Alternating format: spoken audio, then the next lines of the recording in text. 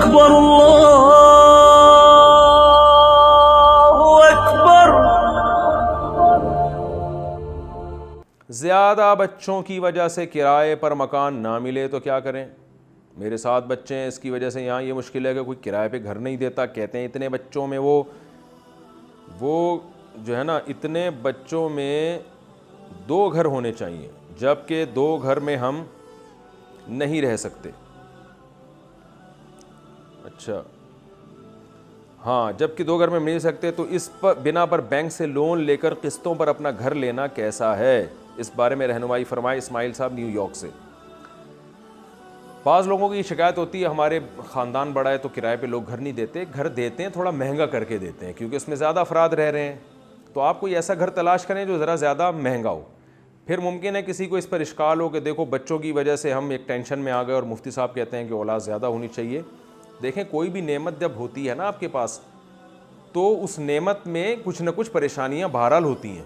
آپ کے پاس اگر گاڑی ہے اور اب آپ کہیں یار مجھے پیٹرول کا خرچہ بھی چاہیے، مجھے مینٹیننس کا خرچہ بھی چاہیے، تو ان خرچوں کو دیکھ کر کوئی یہ کہنا شروع کر دے کہ گاڑی اللہ کی نعمت ہی نہیں ہے، تو حماقت کی بات ہے نا۔ تو اسی طرح اولاد کے خرچوں کو دیکھ کے کوئی یہ کہنا شروع کر دے کہ اولاد نعمت ہی نہیں ہے یا اولاد زیادہ ہی نہیں ہونی چاہیے، تو یہ بھی بالکل ایسے ہی حماقت کی بات ہے۔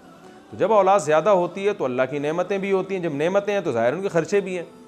تو اب آپ اگر کرائے پہ گھر لیں گے تو آپ کو ذرا مہنگا گھر ملے گا کیونکہ افراد زیادہ ہیں، یہ بالکل نیچرل سی بات ہے۔ اس میں مالک مکان کا حق ہے، وہ کہے بھائی اتنے سے لوگ رہ رہے ہیں تو میں زیادہ کرایہ لوں گا، یا آپ کو بڑا گھر لینا پڑے گا تو بڑے گھر کا انتظام کریں۔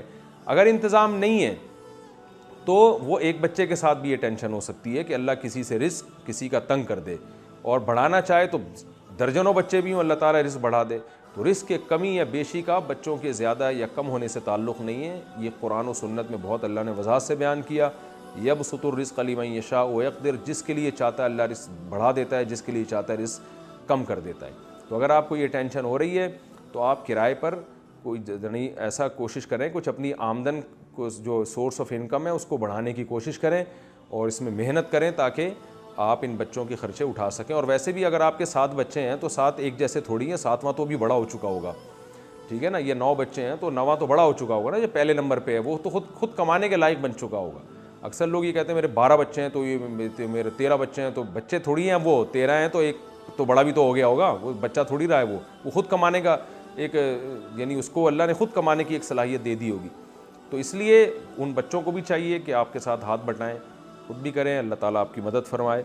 ہاں، اگر کوئی صورت نہیں بنتی ہو اور کرائے پر بھی مکان واقعی نہ مل رہا ہو، ایسی شدید مجبوری میں پھر بینک سے لون لے کے گھر بنانے کی گنجائش ہے، سودی قرضہ لے کے۔ ایسی شدید مجبوری میں کہ کرائے کے گھر کا بھی انتظام نہ ہوتا ہو، ذاتی گھر بھی خریدنا بغیر سود کے ممکن نہ ہو، تو پھر ایسی شدید مجبوری میں علماء اس کی اجازت دیتے ہیں کہ سود پہ قرضہ لینے کی گنجائش ہے، لیکن مورگیج پر کوئی اس پر قیاس نہ کیا جائے، کیونکہ جو یورپ میں، امریکہ میں لوگ بینکوں سے سودی قرضہ لے کے جو گھر بنا رہے ہیں وہ کرائے پر رہنے کی ان میں طاقت ہوتی ہے۔ تو جو آدمی بھی کرائے پر رہ سکتا ہے اس کے لیے مورگیج پہ مکان لینا جائز نہیں ہے۔ ہاں، جو کرائے پر بھی نہ رہ سکتا ہو تو مجبوری میں پھر قسطوں پہ بینک سے قرضہ لے کے مکان لیا جا سکتا ہے، لیکن اس کی قسطیں بھی تو ادا کرنی پڑیں گی نا، تو وہ جب قسطیں ادا کر سکتے ہیں تو کرایہ کیوں نہیں ادا کر سکتے؟ اللہ اکبر اللہ